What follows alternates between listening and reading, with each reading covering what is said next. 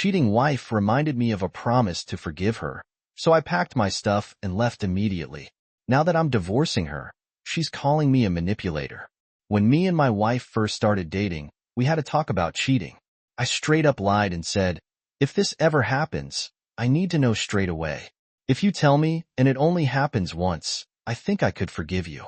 Fast forward 5 years later, and we are married. A couple of nights ago, she came up to me and asked if I remember our talk. I said, which one? We had a lot of talks like that. Then she reminded me of the cheating talk and confessed she slept with a coworker at a recent company party. I was mortified. I packed my stuff and left. She begged me to stay, but I couldn't. I needed to cool down. We talked yesterday, and she again reminded me of our talk early on. I laughed and said that I never intended to forgive her, and I only said that at the time to make sure she confessed if it ever happened. I'm still planning on divorcing her. Nothing can change my mind about that. But my wife said what I did was manipulation. Was I the idiot for forgiving her? Some relevant comments after 5 years in marriage. I don't think some stupid conversation you had when you were first dating still applies. She is just trying to get out of being the idiot, not the idiot, even if you weren't lying at the time. A hypothetical situation with someone new is completely different than when faced with reality from your wife of 5 years. She's delusional if she thought she could get away with it. But well played on her for feeling comfortable enough to confess. I'll be honest. If the chance somehow happened and I had a chance to lie about this again, I think I would. If this was a month ago, I'd have still lied and said that I think I could forgive her. Story 2. As the title says, last week I got the news that I am dying from lung cancer from my doctor. Turns out, smoking since I was 15, and then upping it to 3 packs each day a few years ago was a bad idea. Stupid, I know. I thought it wouldn't come so soon, though. It's stage 4, and as of now, I have months to live. Please don't feel bad for me. I've done nothing good in life except have my daughter. To really be sad about losing me, I have no family because I grew up in the foster system and aged out at 18. My daughter's father is in prison for serious crimes that, even if he got out, he wouldn't be allowed to be in her life. My daughter is only 3, and we don't live in a good area. When I go to work, I have to leave her with an elderly neighbor that always gets her name wrong, every day. I don't want her to grow up like I did, in that foster care system. I feel like it's the reason why I messed up and did nothing good with my life. Yeah, I know it's not the only reason, and my own stupidity caused most of my issues. But if I just had some family or a support system to keep me in check, it could have been better. I just want to give her some chance to have a better shot than I did. The thing is, I do have an idea for who could take care of her. One of my closest friends is a coworker at my job, and she's amazing. While I'm at the bottom of the job, if they need to lay off people, I would definitely be the first to go. She's their prized worker and makes serious bank. She has a good husband and a kid. I want to ask her if she would be okay with adopting my little girl once I'm gone, but I know it won't go well. The thing is, my coworker and her family are black, and me and my daughter are white. We both have blue eyes and can't tan. White. There is no way I can ask my friend to adopt my daughter and force her to deal with those kind of issues and adoption like that will bring to her family. But then that just leaves my little girl to grow up like I did, in a crappy system, with only a will of about $1,000 to help her, in a necklace my mother had that I'm going to give her. I don't know if I should bite the bullet and ask my close friend if she is willing to take my daughter, or just suck it up and try to work as hard as I can to get as much money into my will for my girl. Either way, I feel I have failed as a mother, and that is a regret I am literally taking to my grave. Edit. Okay. I reached out to her, and we were able to set up a place to meet. It's some simple, cheap bakery where you can eat inside. I'm going to ask her if she can adopt my daughter that way. If she says no, I can have more time to go to an adoption agency near us. Thank you for the support, everyone. Update. Alright, I'm back now a day after my post. I was able to meet up with my friend and coworker. After telling her about my diagnosis, which is something I haven't told anyone at work, I asked her if she was willing to adopt my little girl. She was shocked and tried to comfort me about my upcoming death, but she told me she couldn't give me her answer right then and there.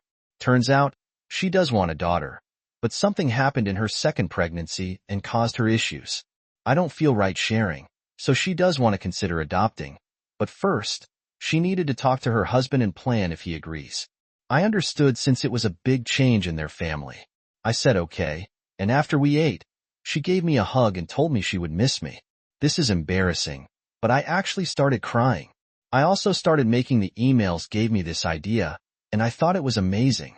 So, I created an email for my daughter and started pre-recording videos for various stuff.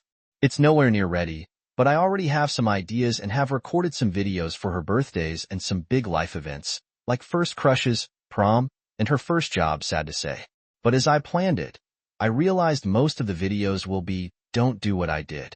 My friend reached out to me a few days ago and said that after having a long talk with her husband, they both are considering it. Apparently, they do this thing where, after talking about a huge change in their lives, they'll come to something to agree on and then wait for a while. If they're still on the same page, then it sounds like a good idea. She did tell me that it wasn't a yes, though. There are some issues they want to fix first. She said that while they both really like the idea, they barely know anything about my little girl. Her husband and 6-year-old son haven't even seen her, and while she has seen and heard about her, it's from me. She told me about a plan they came up with for the rest of this month. I'm going to have to get up 2 hours earlier than normal to drop off my daughter at their house, so her husband can watch over her as he works from home. Then, I'll go to work with my coworker. This way, her husband and son can get to know her.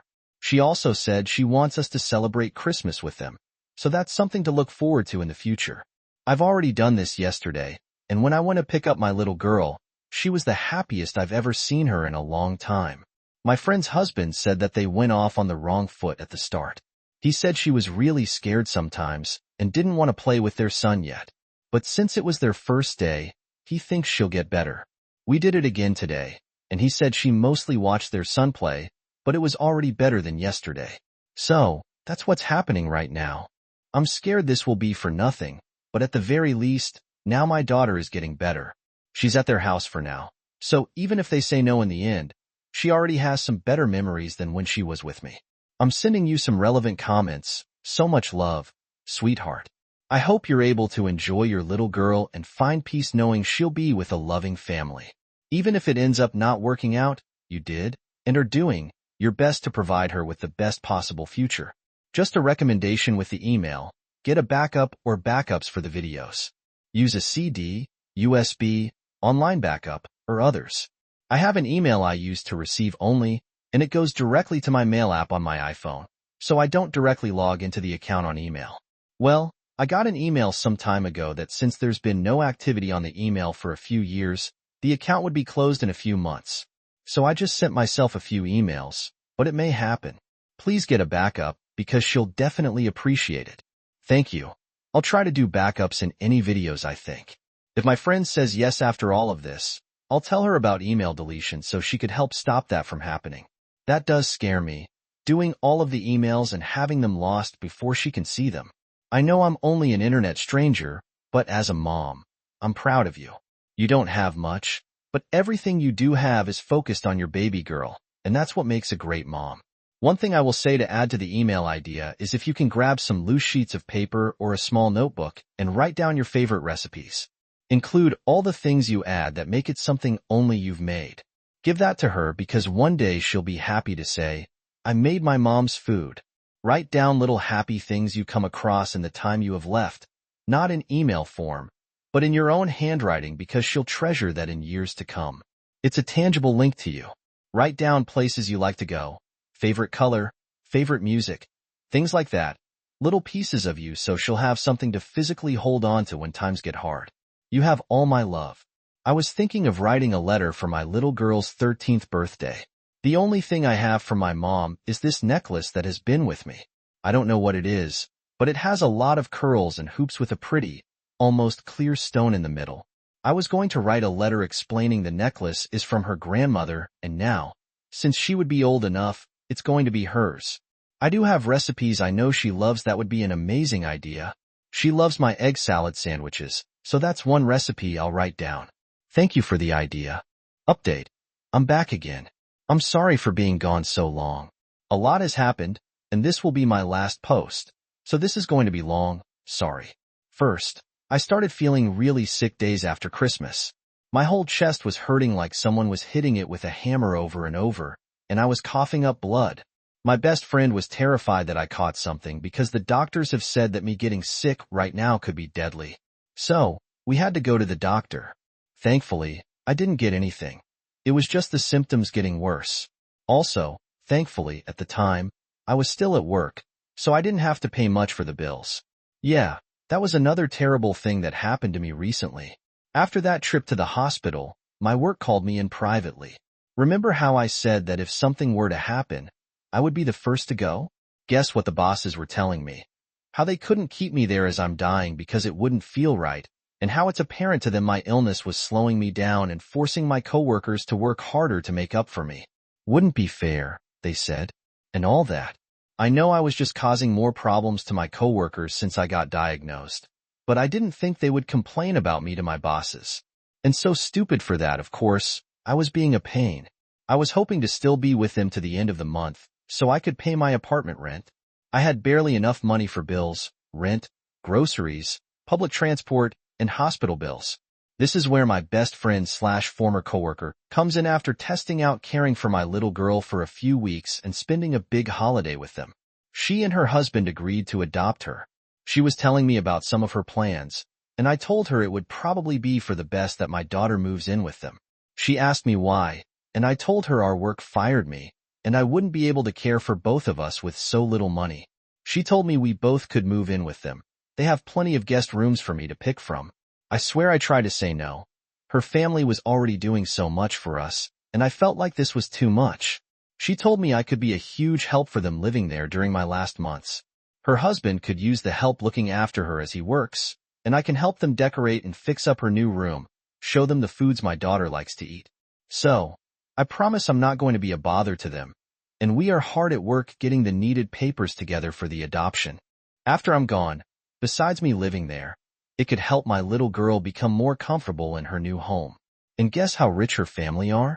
They have a personal family lawyer. When I haven't been feeling sick, we've been working with him to make sure the adoption goes through okay. After all of that, I do want to share some other fun news. Christmas with them was probably the best Christmas my daughter, and even I have ever had in our entire lives. My friend's family had like 5 Christmas trees in their entire house. Thanks to my friend, I was able to make a really special Christmas gift for my daughter, a Build-A-Bear.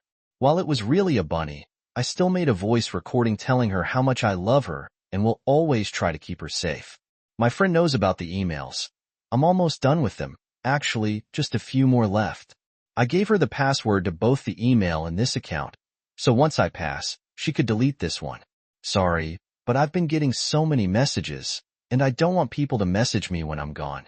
About the messages, I've gotten a lot since I updated. Apparently, my story was shared. That's cool. It's weird.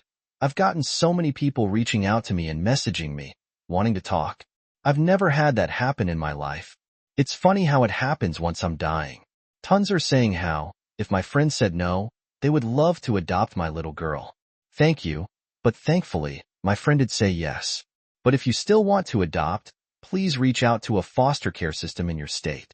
There are still children struggling in the system, going through what I did. Give those kids the life I could never have. I've also had some saying how they would love to pay me money to help. Please don't bother. Sorry, but it feels weird accepting money. My whole life, I've worked for everything I've had, so it feels wrong accepting money and help from strangers just because I'm dying. I do want to address a few messages I've gotten about race. Most were about why I cared about my friend's family and me and my daughter's race being different. It wasn't a lot, but a few called me a racist for caring about that. I want to say that my nerves about that aren't because I think me and my daughter being white makes us better than my friend. Far from it. I've seen a lot of stuff in the system and talked with other kids of different races. Those kids of different races were put into care with people who were also a different race from them. They would tell me the problems they faced from the parents. Not that I'm scared my friend will do that, but also from the outside world, being called names and insulted. One kid told how she got screamed at by some older lady at a restaurant, and the parents did try to get involved, and it got into a nasty fight. So yeah, I was scared her family and my daughter would face the same bigotry the foster kids I knew from before faced. But I can't let my fears about some bigots ruin my daughter's chances. Anyways, this will be the last time I'm going to probably post on here. I don't want to waste my last days. I've thought about taking up painting again, actually. I used to paint when I was in high school, before I was dropped out. And once, in the same school, we read a classic book about a world where books are banned. I don't remember a lot from the story, but I do remember at the ending, when a character said, "You didn't waste life when you make something to leave behind." That always stuck with me. I want to paint something. Maybe my friend could hang it up, or keep it in their attic. But as long as I've left something behind, my life wasn't for nothing, right? I also need to help my friend's family and my daughter settle into their new lives. Thank you to everyone for your kindness, and goodbye. Final update. I've written and deleted this post so many times. She asked me to update for all of you when she passed, and yet I couldn't, until now. And for that, I'm sorry. We buried her 2 weeks ago. My coworkers, our family, and even some friends she made over her life, that she managed to keep in touch with, showed up to her funeral. When she saw the prices of what a casket and plot of land in the cemetery would cost, she had a panic attack. And so, we told her we'd go with the cheapest prices. We lied about that. She deserved a good funeral and a nice resting place. Her name was Michelle. She was put into the foster care system when she was 3, after her mother passed in a car accident. She never knew her father. When she was 16, the man who was supposed to be caring for her took her out of high school. She found out she was pregnant from him when she was 18, and it was discovered he had horrible images and videos of children on his computer, and so he was arrested. Ever since, she was working and doing her damn best to make ends meet for her and her daughter. She got a job at our workplace just a few weeks after she turned 19. I only discovered just a few months ago she actually lied to get the job. I asked Michelle why she did that, and she responded, "Why would it be a big deal? They taught me everything, anyways." That is the Michelle I knew. It shocks me reading over her messages she left behind. How little she thought of herself. She was always so confident, at least how we all saw her. She walked with her head held high and with a purpose. She never appeared out of control of a situation, except for the past few months. And honestly, I believe she was allowed to have moments of panic and grief. Nothing went past her too. She seemed to know everything that was going on around her at all times. It also seemed like Michelle wasn't afraid of anything. She even made friends with some homeless people around the areas she lived in before moving in with us. One of them was Ted, who she knew because he was around a gas station besides the bus stop. Before her cancer took a turn for the worst and she was taken to a hospital, she asked me to drive her there. I thought at the time she wanted to see some familiar sights, but instead, she walked into the gas station, bought a sandwich, and then walked around the side and handed it to who I learned was Ted. Ted showed up to her funeral. I don't want to describe her last few weeks when she was alive. It was in the hospital, and she was so weak and frail, just not like her. We visited her as much as we could, though our children hated seeing her in such a state. All of us did, but we couldn't just ignore her and leave her behind. I wonder if it was the right thing to do, though. Our last visit, I just had a feeling it was the end. She was asleep when she finally passed on. She had Gladys and P.O. at her funeral. We all love the meaning behind the gladioli flower, and she picked P.O. because she loved calling our daughter her Little Poppy. We painted little poppies on her bedroom walls. She keeps asking us where her mother is and always sleeps with the bunny Build-A-Bear Michelle made. Michelle never got to finish her painting, but I think that makes it more special. We're going to hang it up in our daughter's room when she gets older. The emails are finished, and she's going to see her first one on her 4th birthday. We have all the letters and recipes she was able to write down, tucked away in a safe location, like the painting. We'll give them to her as she grows older. We also were able to apply our daughter for full Social Security survivors benefits, and we'll be putting those into a savings account for future college or life use. That's all I can think of right now, according to Michelle's wishes. I'll be deleting this account in a few weeks. My husband and I promise we'll raise our daughter to the very best we can and make sure she is as loved as Michelle loved her.